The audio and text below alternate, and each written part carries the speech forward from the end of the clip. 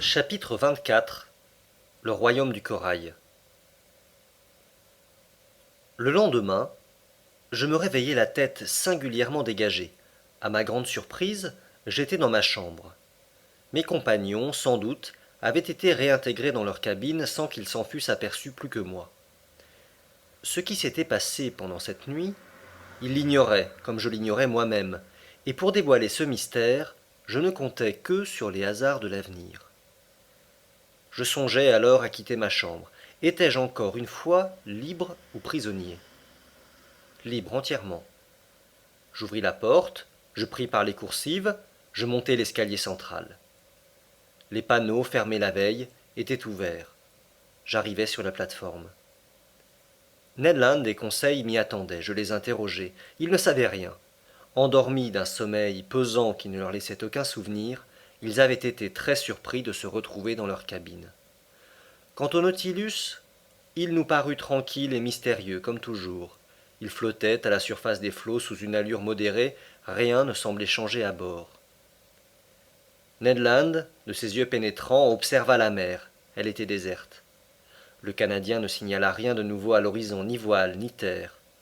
Une brise d'ouest soufflait bruyamment et de longues lames, échevelées par le vent, imprimaient à l'appareil un très sensible roulis. Le Nautilus, après avoir renouvelé son air, se maintint à une profondeur moyenne de 15 mètres, de manière à pouvoir revenir promptement à la surface des flots. Opération qui, contre l'habitude, fut pratiquée plusieurs fois pendant cette journée du 19 janvier. Le second montait alors sur la plateforme, et la phrase accoutumée retentissait à l'intérieur du navire. Quant au capitaine Nemo, il ne parut pas. Des gens du bord, je ne vis que l'impassible Stewart qui me servit avec son exactitude et son mutisme ordinaire. Vers 2 heures, j'étais au salon, occupé à classer mes notes, lorsque le capitaine ouvrit la porte et parut. Je le saluai. Il me rendit un salut presque imperceptible sans m'adresser la parole. Je me remis à mon travail espérant qu'il me donnerait peut-être des explications sur les événements qui avaient marqué la nuit précédente. Il n'en fit rien. Je le regardai. Sa figure me parut fatiguée. Ses yeux rougis n'avaient pas été rafraîchis par le sommeil. Sa physionomie exprimait une tristesse profonde, un réel chagrin. Il allait et venait, s'asseyait et se relevait, prenait un livre au hasard, l'abandonnait aussitôt, consultait ses instruments sans prendre ses notes habituelles, et semblait ne pouvoir tenir un instant en place. Enfin il vint vers moi et me dit « Êtes-vous médecin, monsieur Aronnax ?» Je m'attendais si peu à cette demande que je le regardai quelque temps sans répondre. « Êtes-vous médecin ?» répéta-t-il. « Plusieurs de vos collègues ont fait leurs études de médecine, Gratiolet, Mauquin-Tandon et autres. »« En effet, dis-je, je suis docteur et interne des hôpitaux. J'ai pratiqué pendant plusieurs années avant d'entrer au muséum. »« Bien, monsieur. » Ma réponse avait évidemment satisfait le capitaine Nemo, mais ne sachant où il voulait venir, j'attendis de nouvelles questions, me réservant de répondre suivant les circonstances. « Monsieur Aronnax, me dit le capitaine, consentiriez-vous à donner vos soins à l'un de mes hommes? »« Vous avez un malade ? » ?»« Oui. »« Je suis prêt à vous suivre. »« Venez. » J'avouerai que mon cœur battait. Je ne sais pourquoi je voyais une certaine connexité entre cette maladie d'un homme de l'équipage et les événements de la veille, et ce mystère me préoccupait au moins autant que le malade. Le capitaine Nemo me conduisit à l'arrière du Nautilus, et me fit entrer dans une cabine située près du poste des matelots. Là, sur un lit, reposait un homme d'une quarantaine d'années à figure énergique, vrai type de l'anglo-saxon. Je me penchai sur lui. Ce n'était pas seulement un malade, c'était un blessé. Sa tête, emmaillotée de linge sanglant, reposait sur un double oreiller. Je détachai ces linges et le blessé, regardant de ses grands yeux fixes, me laissa faire sans proférer une seule plainte. La blessure était horrible. Le crâne, fracassé par un instrument contondant, montrait la cervelle à nu et la substance cérébrale avait subi une attrition profonde. Des caillots sanguins s'étaient formés dans la masse diffluente qui affectait une couleur lit de vin. Il y avait eu à la fois contusion et commotion du cerveau. La respiration du malade était lente, et quelques mouvements spasmodiques des muscles agitaient sa face. La flegmasie cérébrale était complète et entraînait la paralysie du sentiment et du mouvement. Je pris le pouls du blessé, il était intermittent. Les extrémités du corps se refroidissaient déjà, et je vis que la mort s'approchait, sans qu'il me parût possible de l'enrayer. Après avoir pansé ce malheureux, je rajustai les linges de sa tête et je me retournai vers le capitaine Nemo. « D'où vient cette blessure ?» lui demandai-je. « Qu'importe, » répondit évasivement le capitaine. « Un choc du Nautilus a brisé un de ces leviers de la machine qui a frappé cet homme. Mais votre avis sur son état ?» J'hésitais à me prononcer. « Vous pouvez parler, me dit le capitaine. Cet homme n'entend pas le français. » Je regardai une dernière fois le blessé, puis je répondis. « Cet homme sera mort dans 2 heures. Rien ne peut le sauver. Rien. » La main du capitaine Nemo se crispa, et quelques larmes glissèrent de ses yeux, que je ne croyais pas faits pour pleurer. Pendant quelques instants, j'observai encore ce mourant dont la vie se retirait peu à peu. Sa pâleur s'accroissait encore sous l'éclat électrique qui baignait son lit de mort. Je regardais sa tête intelligente, sillonnée de rides prématurées que le malheur, la misère peut-être, avait creusées depuis longtemps. Je cherchais à surprendre le secret de sa vie dans les dernières paroles échappées à ses lèvres. « Vous pouvez vous retirer, monsieur Aronnax, » me dit le capitaine Nemo. Je laissai le capitaine dans la cabine du mourant et je regagnai ma chambre très ému de cette scène. Pendant toute la journée, je fus agité de sinistres pressentiments. La nuit, je dormis mal, et entre mes songes fréquemment interrompus, je crus entendre des soupirs lointains et comme une psalmodie funèbre. Était-ce la prière des morts, murmurée dans cette langue que je ne savais comprendre?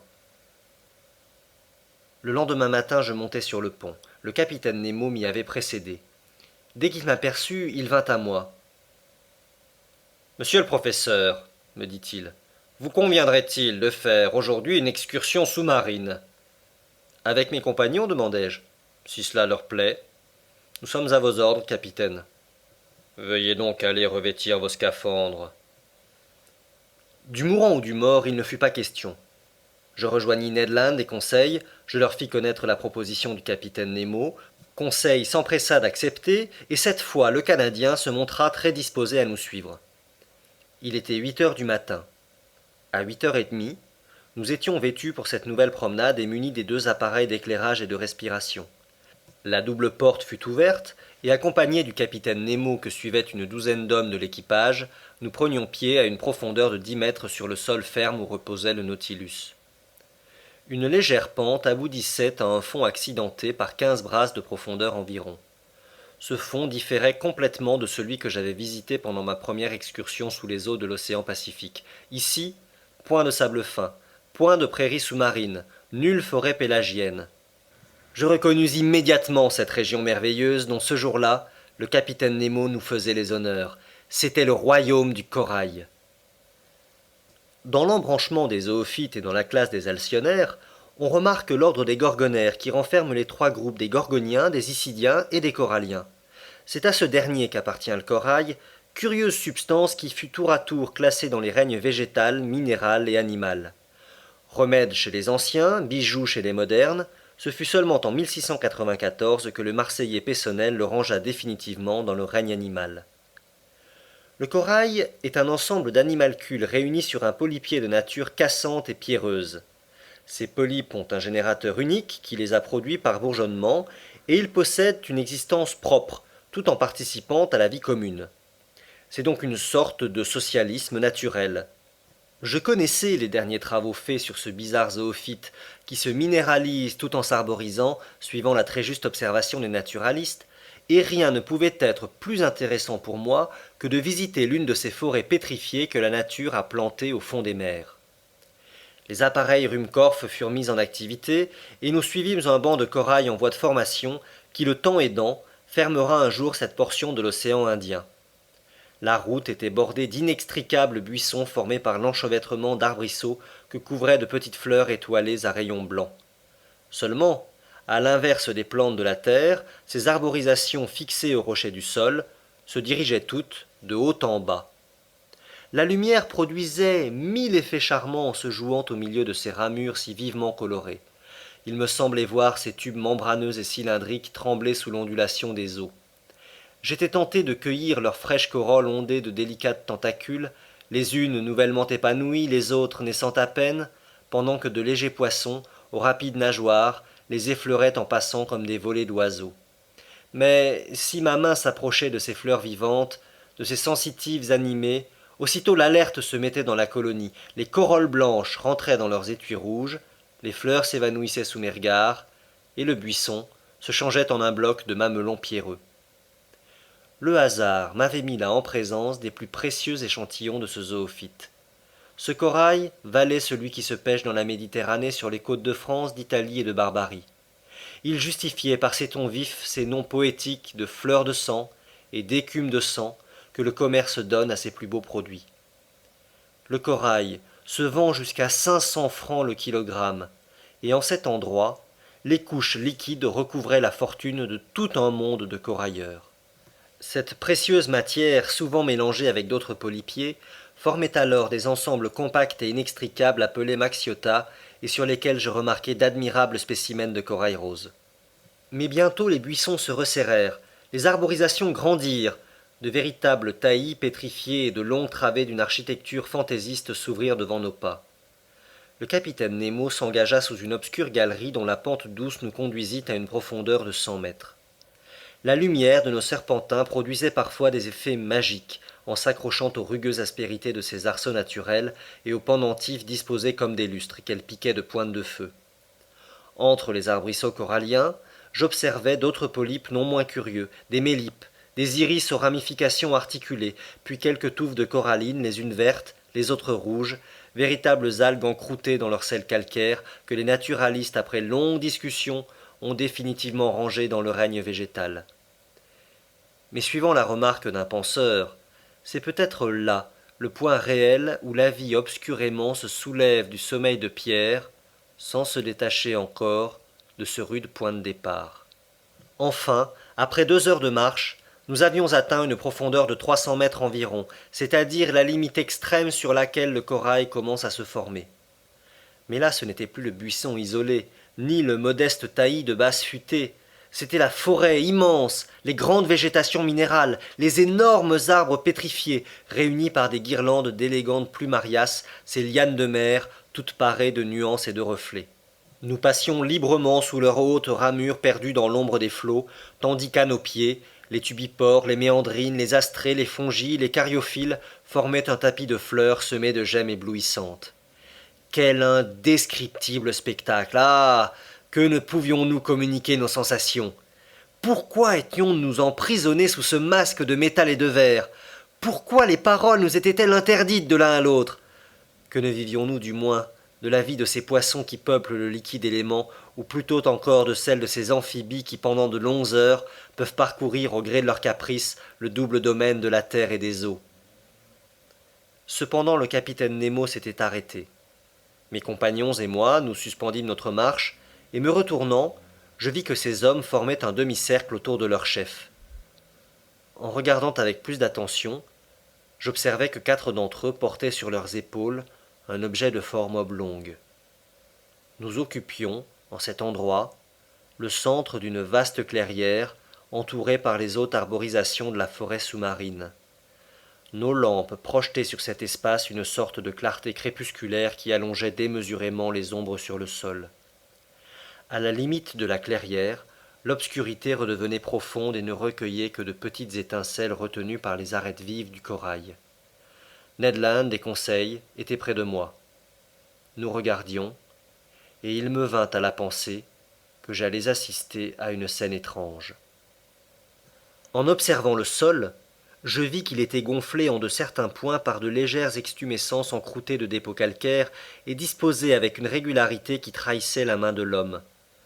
Au milieu de la clairière, sur un piédestal de roc grossièrement entassé, se dressait une croix de corail qui étendait ses longs bras qu'on eût dit faits d'un sang pétrifié. Sur un signe du capitaine Nemo, un de ces hommes s'avança, et à quelques pieds de la croix, il commença à creuser un trou avec une pioche qu'il détacha de sa ceinture. Je compris tout. Cette clairière était un cimetière, ce trou une tombe, cet objet oblong, le corps de l'homme mort dans la nuit. Le capitaine Nemo et les siens venaient enterrer leurs compagnons dans cette demeure commune au fond de cet inaccessible océan. Non, jamais mon esprit ne fut surexcité à ce point. Jamais idées plus impressionnantes n'envahirent mon cerveau. Je ne voulais pas voir ce que voyaient mes yeux. Cependant la tombe se creusait lentement. Les poissons fuyaient çà et là leur retraite troublée.